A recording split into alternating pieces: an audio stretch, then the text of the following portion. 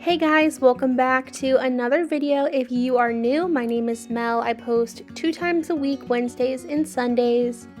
Today's video is all about Thanksgiving sides. Some may not be super traditional, but I think that is just fine. Good way to mix it up a little bit, but let's go ahead and get started. First up, we tried out the shrimp deviled eggs. I love deviled eggs, but these are definitely much different than my traditional deviled egg. I got this little egg cooker at Walmart a long time ago for I want to say like $10. I love it so much. I'm also using some of these extra small pieces of shrimp. These are deveined, tail off, and already pre-cooked. I cooked 6 eggs because that's how many eggs my egg cooker holds, but it was plenty for just the 2 of us. Obviously, if you were making these for a crowd, you would just make more, double or triple the recipe. But 6 eggs made 12 deviled eggs for us. So I just went ahead and cut all those in half and I put the yolks into a bowl.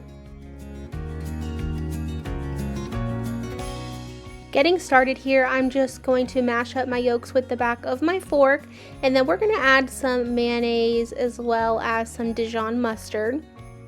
I added a 1/4 cup of mayonnaise and about 1 teaspoon of mustard, but do not be afraid to change that. Some people prefer their deviled eggs to be more mustardy and some do not, so just do it how you like. Don't be afraid to taste it and change up those measurements.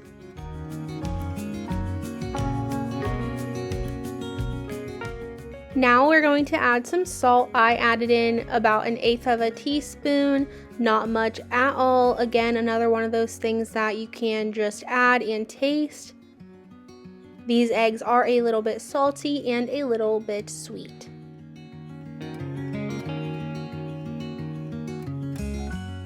Next, you're going to take about 8 to 10 pieces of the shrimp, and you're just going to cut that up into smaller pieces. This step is definitely not necessary. I don't know if I would do it again, honestly, with these eggs. I think that the 1 piece of shrimp on the top was perfectly fine. Once all those have been cut up, I'm going to go ahead and mix those in with my yolk mixture. And then after I get that mixed together, I'm going to go ahead and add a little bit of sugar. Again, the sugar, taste it, see how you like it. If you don't want to add the sugar, then don't. But I added in a 1/4 teaspoon of sugar.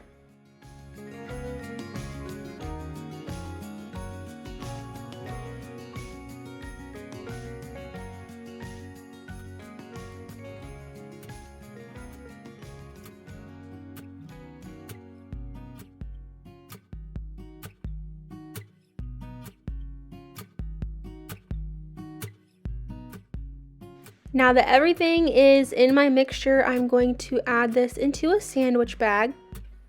This is how my mom always did it at our house. Actually, she used icing bags for cake because she is a cake decorator.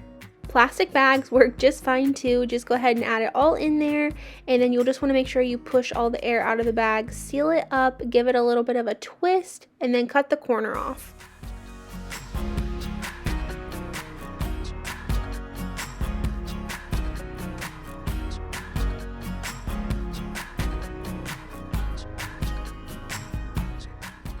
When you cut the corner of the bag off, just make sure it's wide enough that the little pieces of shrimp can make their way out, and then you are just going to fill up each one of your deviled eggs.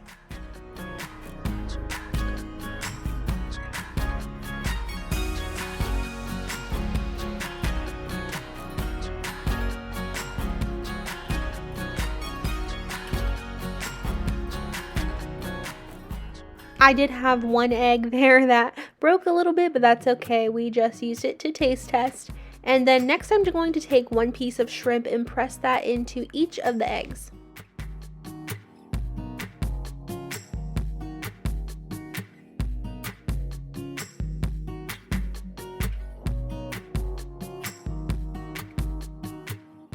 Next, I'm just garnishing these with a little bit of paprika and parsley. Like I said, these are not your traditional deviled egg, but that is totally fine. I am that person that likes to try all the random things that people bring to Thanksgiving or Christmas dinner. I just really love trying new foods and mixing it up, so who knows, maybe you would like these too. Next up, we are making these Crock-Pot bacon green beans. You could also do this on a skillet, but if you want to just throw this in your Crock-Pot and forget about it, then you can also do that. I have 3 slices of bacon right here. I'm just using my kitchen scissors to cut those into smaller pieces, and we're just going to cook them in this skillet.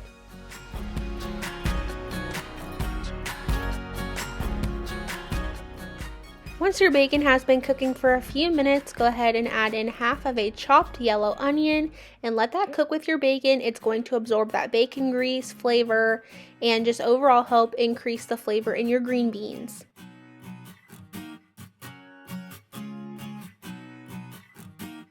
I believe this is a 2-quart crock pot. I'm adding in 28 ounces of canned green beans. You could also use fresh, but canned is just much easier.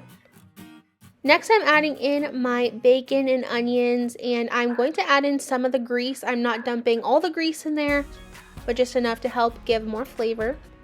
Next, I'm adding in a 1/4 teaspoon of minced garlic, 1 tablespoon of butter, 1 tablespoon of brown sugar. Then I added in about a 1/4 teaspoon of seasoned salt, a 1/4 teaspoon of black pepper, and about a 1/4 teaspoon of red pepper flakes. After that was all added in, I just gave that a mix. The butter obviously is not melted, but it'll melt as time goes on. Just get that combined as best you can and then pop the lid on. I did do a half batch of these, so mine were only in my crock pot for about 2 hours. You pretty much are just warming everything through and letting the flavors come together, but you could leave this sit in the crock pot on warm until it's ready to serve.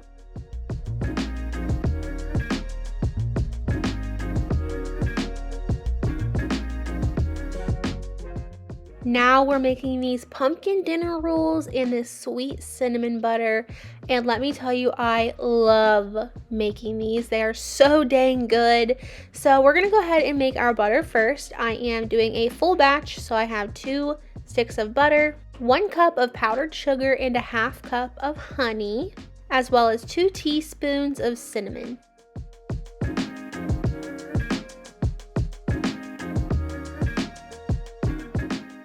You can do this with a hand mixer, but since I already had my KitchenAid out to make the dinner rolls, I went ahead and just used it for the butter as well. You're just gonna mix this on a low to medium speed until all the clumps are out and it is smooth. I always take my spatula and just kind of scrape the bottom of this because the powdered sugar kind of gets stuck in the bottom. And then I just turn my mixer on for another 30 seconds or so, and then you can just transfer this into your favorite serving dish.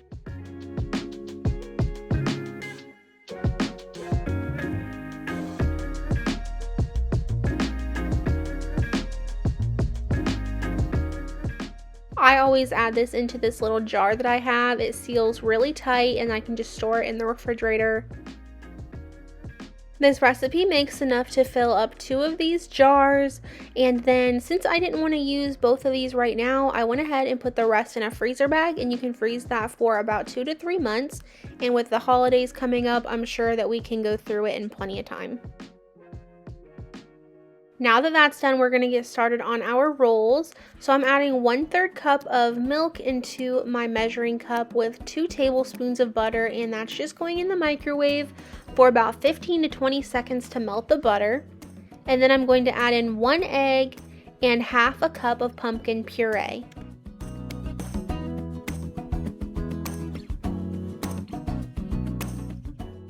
I'm going to whisk that together really well, and then I'm going to pop it back into the microwave for another 10 to 15 seconds. And then we're going to get started with our dry ingredients in the mixer. I'm adding in 2 cups of flour, 1 of these little fast rising instant yeast packets, 1 tablespoon of sugar, 1 tablespoon of pumpkin pie spice, 1 teaspoon of nutmeg, and then I'm going to put my hook on here. I'm now adding in my wet ingredients that have been warmed in the microwave, and then we're just going to mix this until it has all come together and there's no flour left in the bowl. I do want to mention I'm going to link this original recipe because it's one of my favorites.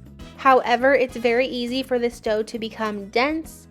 The first time I made it, I followed it exactly using 2 1/4 cups of flour, and I just felt like they came out way too dense, so this time I cut it back to the 2 cups, and it came out so light and fluffy this time. I absolutely loved it, and I will definitely make this recipe again. Now that that's all mixed together, I'm going to add this into a bowl, and I'm just spraying it with a little bit of olive oil. That way it doesn't stick to anything. I sprayed the bowl as well with the olive oil. I'm going to lightly cover this, and I'm going to put this in a warm place until it has doubled in size, which took about an hour and a half for me.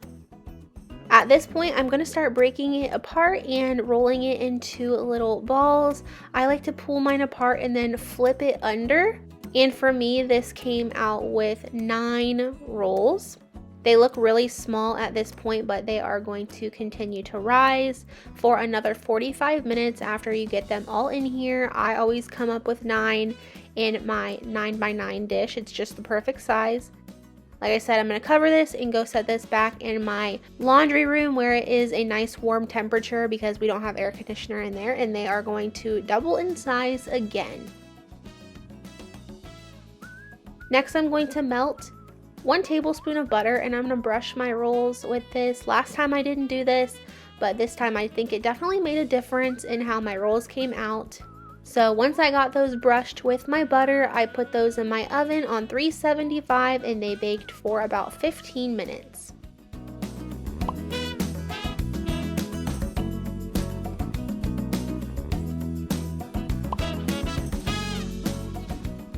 You will know when they are done when they get that nice golden color, and when you tap the tops, they sound hollow.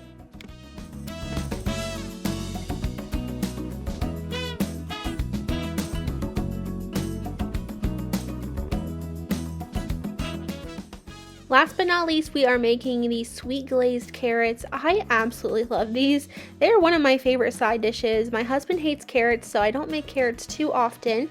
But I'm going to boil up 1 bag of these baby carrots.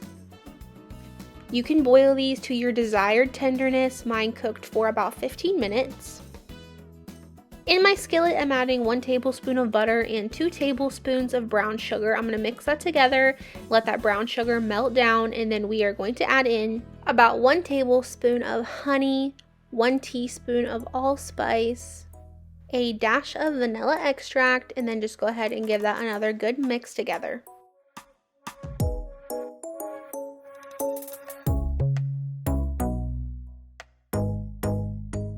Once your sauce is bubbling slightly, go ahead and add in your carrots. I have already drained my carrots, and they are to the tenderness that I prefer. I'm just going to mix those together and get the carrots covered in this sauce really well, and then let them sit for a few minutes to thicken up. Here's what your carrots will look like after the sauce has thickened. They have that beautiful glaze covering them. I absolutely love sweet carrots. My husband thinks it's weird to have sweet carrots, but let's not even talk about him and his hate for vegetables. But anyways, thank you guys so much for watching this video. If you made it this far, I hope you have a great Thanksgiving, and if you don't celebrate Thanksgiving, then I hope you have a good rest of your week, and I will see you guys back here on Sunday.